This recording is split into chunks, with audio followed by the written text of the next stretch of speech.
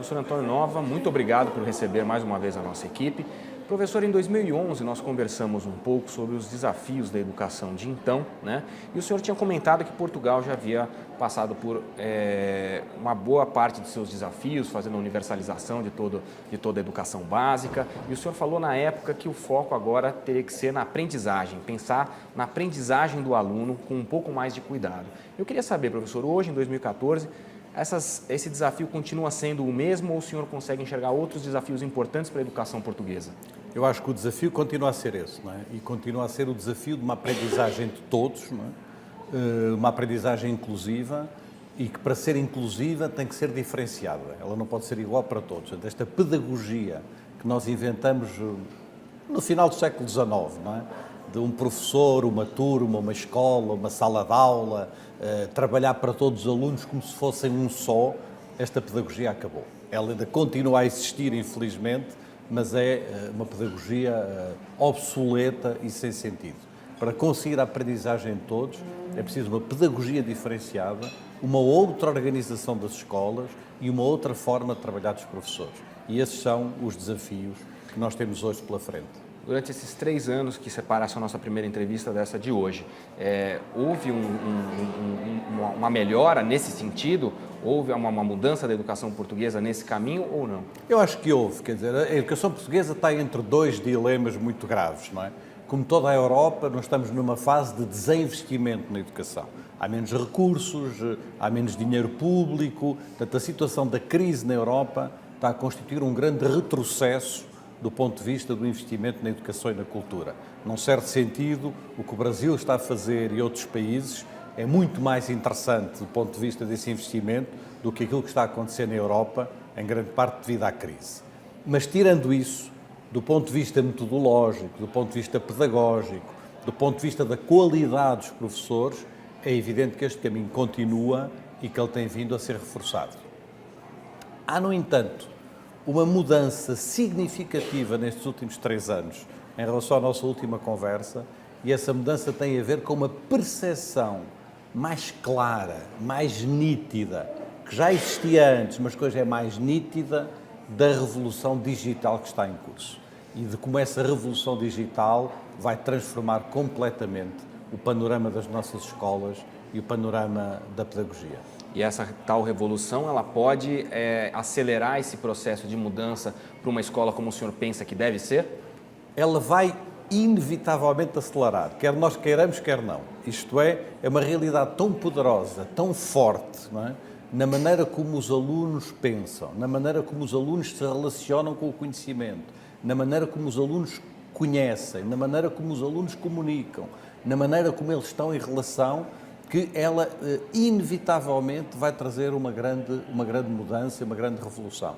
Mas a revolução principal, ela não é digital, ela é pedagógica.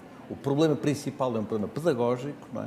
Ainda que suportado por meios tecnológicos e meios digitais que hoje estão ao nosso alcance e que revolucionam completamente, não é? A maneira de aprender, a maneira de conhecer, a maneira de comunicar, a maneira de nos relacionarmos. Enfim, há uma mudança absolutamente extraordinária que vai desde o cérebro, quer dizer, o cérebro hoje das crianças funciona de uma maneira muito diferente do que funciona o nosso cérebro, até à maneira como elas comunicam, não é? Até à maneira como elas se relacionam no espaço social, e tudo isto está a acontecer a uma velocidade extraordinária. Quer dizer, em 3 anos, as mudanças que houve foram mudanças extraordinárias e trouxeram uma consciência mais nítida do que eu tinha há 3 anos atrás da importância dessa revolução. Como o senhor imagina que deve ser, então, essa nova pedagogia?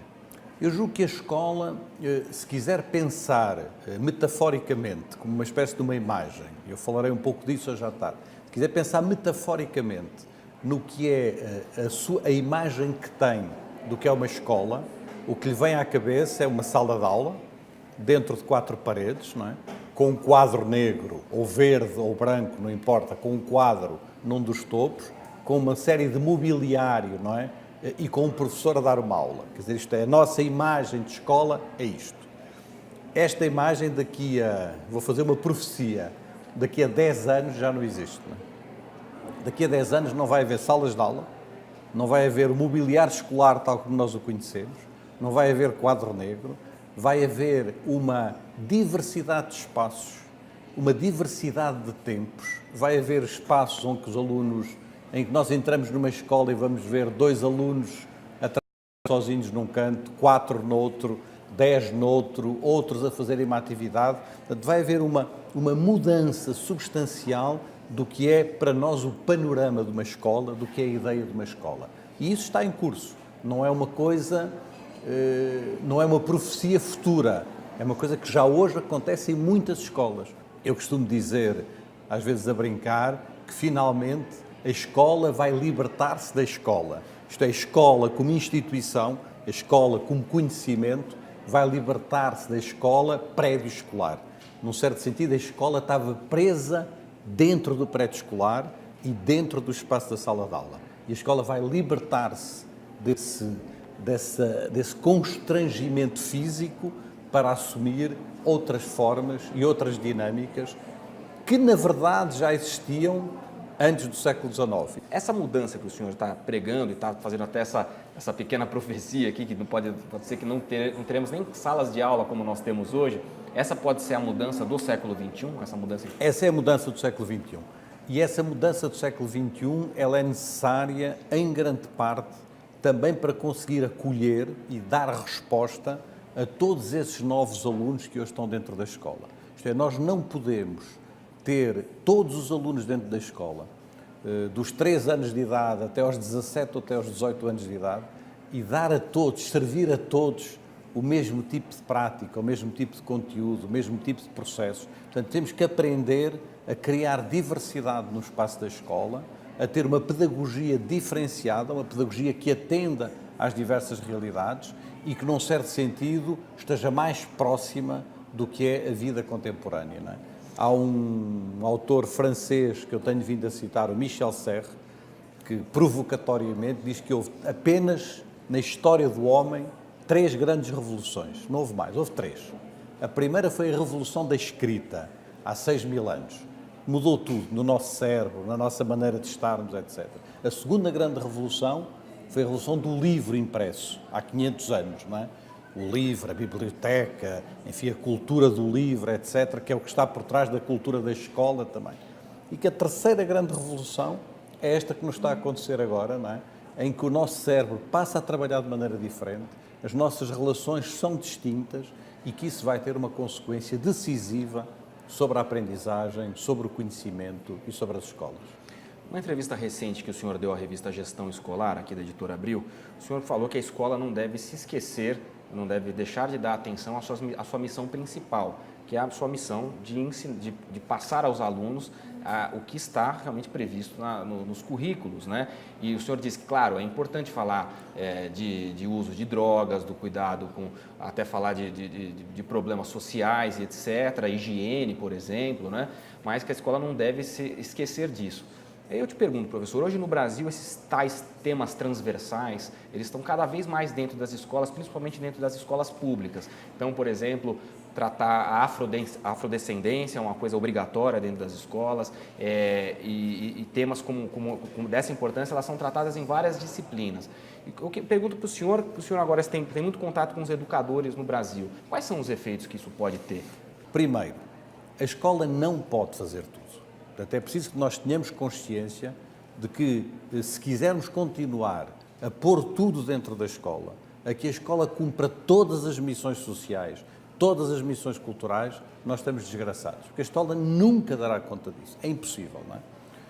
Mas essas missões alguém tem que as cumprir. Quer dizer, isto é, todos estamos de acordo que é essencial a prevenção da droga, a educação sexual dos jovens, as questões da saúde, do consumo, etc., etc.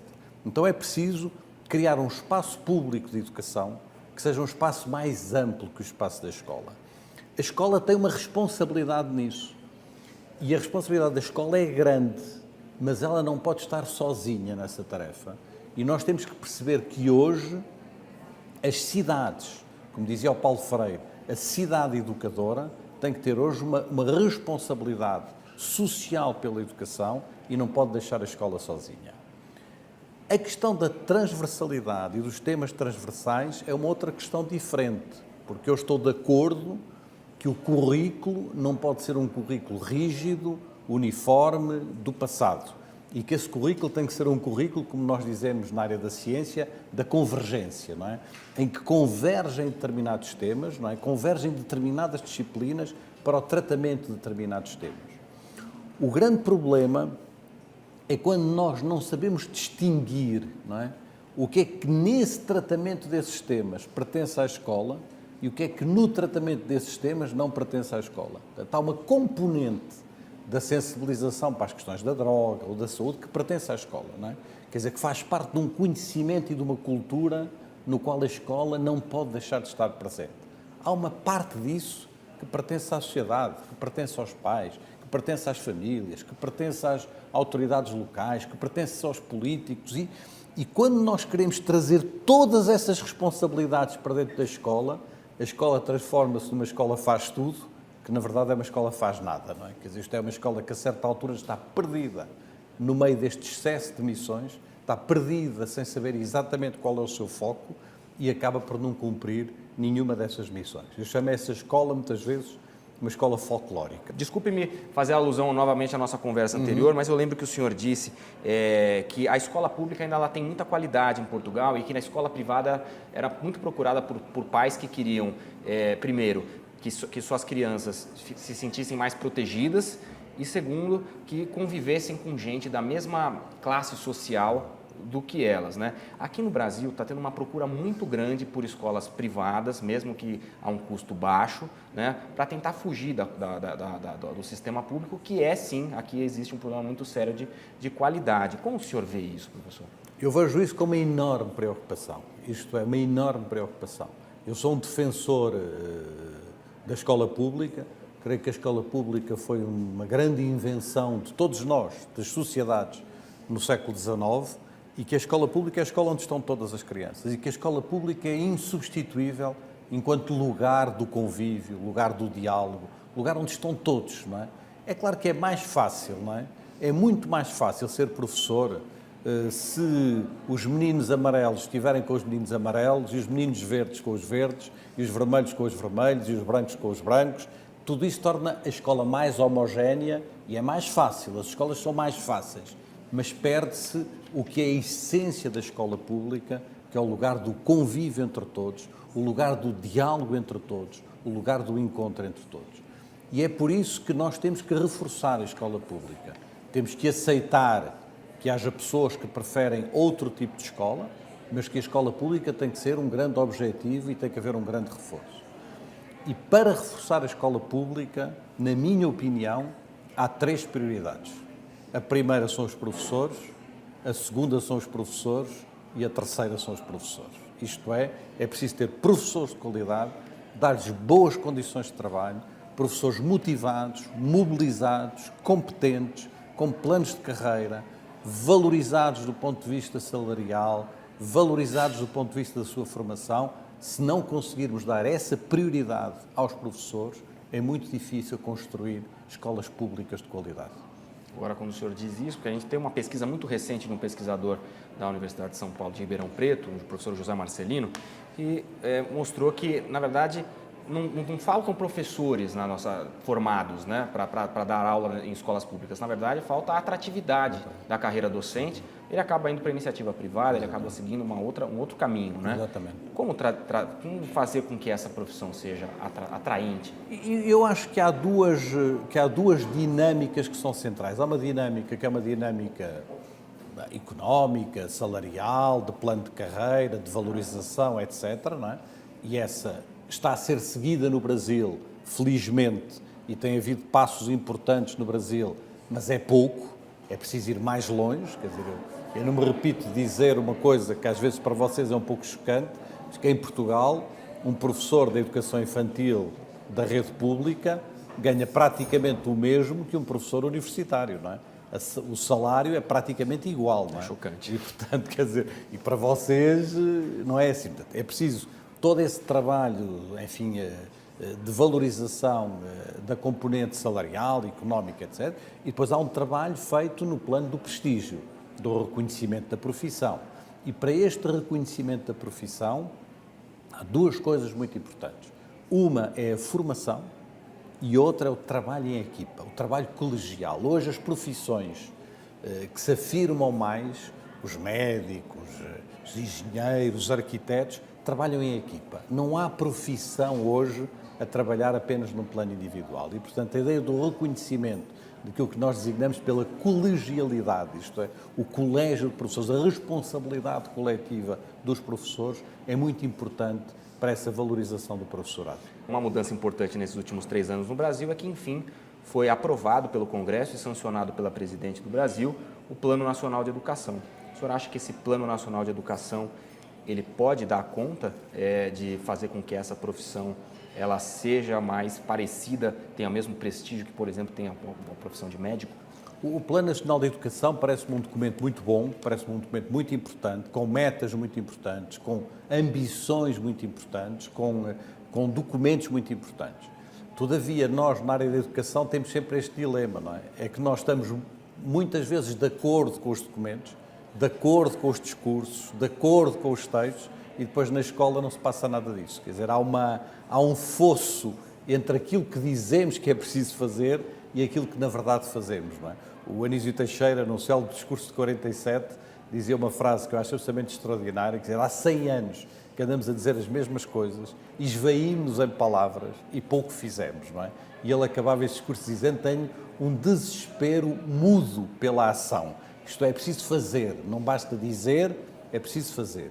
E eu julgo que o problema do Brasil, como o problema de muitos outros países, é como é que nós trazemos para a prática concreta das escolas, para a valorização concreta dos professores, um conjunto de metas e de objetivos que são, obviamente, muito importantes, mas que não podem ficar no papel. Não é por uma criança que está numa má escola pública 4 horas passar a estar numa má escola pública 7 horas que o problema se resolve. Quer dizer, não adianta de nada. Não é pela criança que tem um mau professor de matemática durante 4 horas, ter 8 horas de matemática, não vai aprender mais, não é? E, portanto, é preciso uma mudança substantiva nisso. O mesmo sobre a formação de professores. Eu acho que há um problema grave com a formação de professores no Brasil, tanto na formação inicial como na formação continuada. Não é por terem mais horas, por fazerem mais cursos, por terem mais formação, que está errada na sua concepção, que o problema se resolve. Portanto, o problema, eu acho que há uma questão que é de filosofia geral do plano com o qual eu estou de acordo, mas é preciso depois uma coragem de inscrição destas palavras na prática que muitas vezes nos falta. O nosso grande dilema como educadores é sempre trazer para a realidade aquilo que dizemos que é preciso fazer, mas que infelizmente muitas vezes não fazemos. Professor, muito obrigado pela entrevista. Muito obrigado também. Muito obrigado.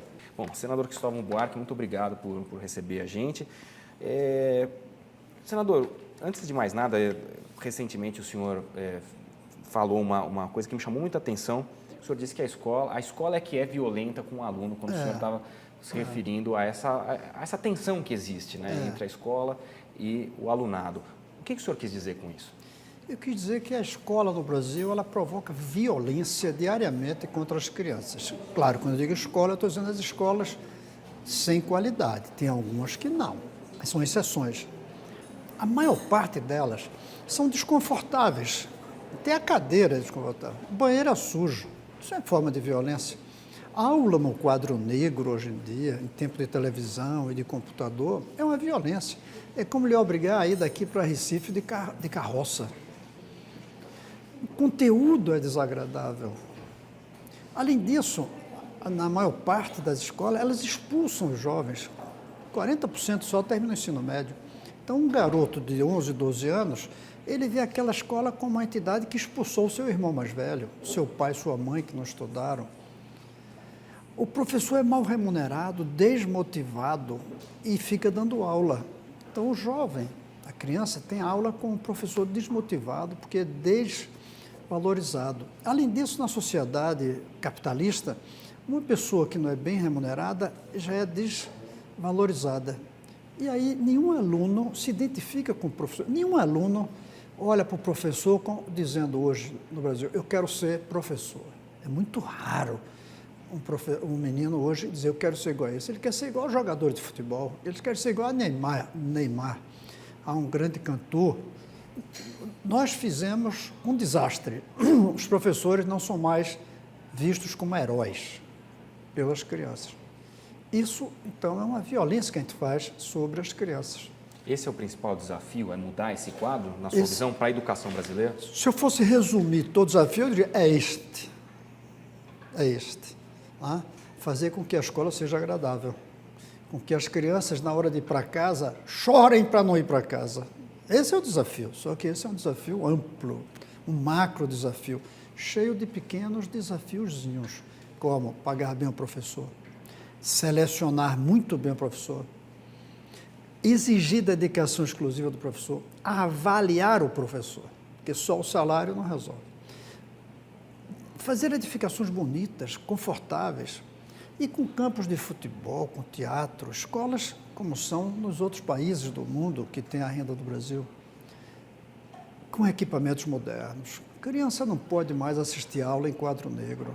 O quadro negro é um pau de arara intelectual, um pau de arara mental. Tem um pau de arara de tortura física. O quadro negro é um instrumento de tortura. E, finalmente, um horário integral. A criança tem que ficar na escola 6, 7 horas por dia. Não sentada vendo aula, jogando, brincando, fazendo teatro, mais 6 horas. Então, esse é o desafio. Os desafiozinhos para o grande desafio, a escola ser uma instituição agradável. Agora, além de agradável, ela tem que ser um instrumento de formação para o mundo do século XXI. Se a gente fizer tudo isso e o conteúdo não tiver nada a ver com o século XXI, não for capaz de ensinar essas crianças a se deslumbrarem com as belezas pela arte, a se indignarem com as injustiças como cidadãos, a terem um ofício como profissionais, né? Se a gente não for capaz, a falar idiomas no mundo global, se a gente não for capaz disso, aí também não vale a pena. Na nossa conversa que nós tivemos no final do ano passado, ainda no limiar da aprovação do Plano Nacional de Educação, o senhor se mostrava bastante cético com esse plano. Falava, eu acho que esse plano ele não vai trazer a solução que todos nós esperamos. O senhor até fez uma comparação do Brasil com a Irlanda. O senhor citou um exemplo de uma escola que o senhor foi visitar uma vez. E falou, mas a estrada é tão ruim, né? E o senhor escutou que, olha, nós resolvemos investir nas escolas e não nas estradas para chegar aqui. O senhor ainda continua com essa mesma opinião, depois de aprovado o plano, do jeito que ele foi aprovado? Continuo. Eu acho que o plano 2 é um pequeno avanço teórico do plano 1. Mas, politicamente, eu temo que seja igual, ou seja, não resolva nada.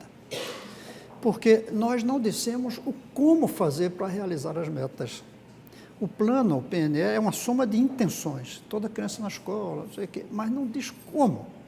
E, além disso, nos apegamos muito à ideia dos 10% do PIB para a educação, sem dizer como gastar e nem dizer de onde vem os 10%.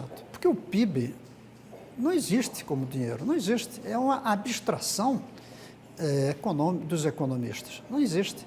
O que existe é a sua conta bancária. Existe o tesouro do governo.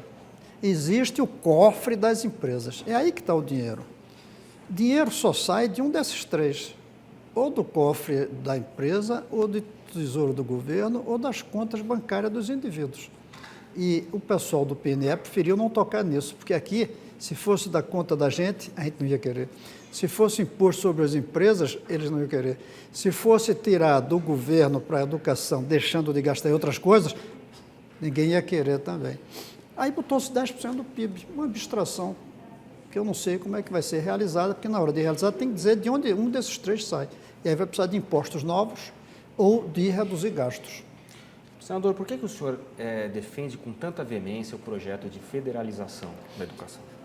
Por duas razões apenas. Os municípios são pobres, mas, sobretudo, eles são desiguais. Se a gente quer uma escola igual em todo o Brasil, ou seja, a criança brasileira ser tratada como brasileira e não como pernambucano ou carioca, aliás, pior do que isso, por município, né?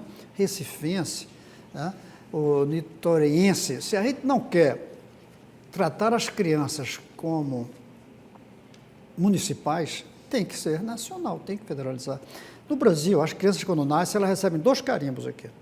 O carimbo do CPF do pai ou da mãe e o carimbo do CEP, da cidade onde vive.